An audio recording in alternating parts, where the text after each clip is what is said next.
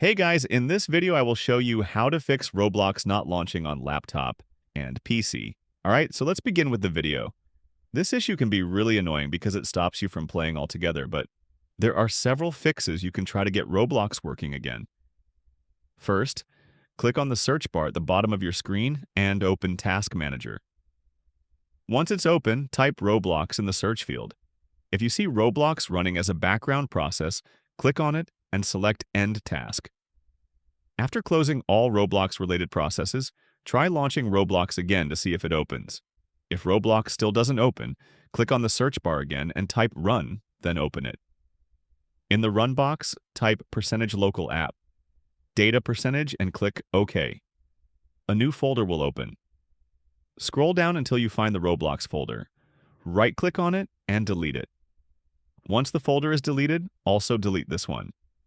Then try launching Roblox again. If the issue continues, open Settings by typing it into the search bar.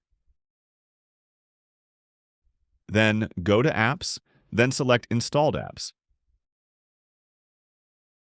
Search for Roblox, go to right side and click the three dots on the right, and choose Advanced Options.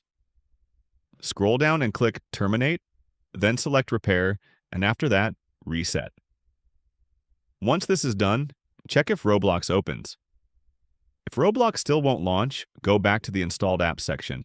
Find Roblox again, click the three dots, and choose Uninstall. If you see multiple Roblox entries, repeat the process for each one. After uninstalling, open the Microsoft Store on your PC. Here, search for Roblox and install it again.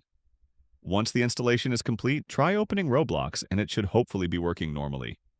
And that's it. So that's basically how you can fix Roblox not launching on laptop and PC.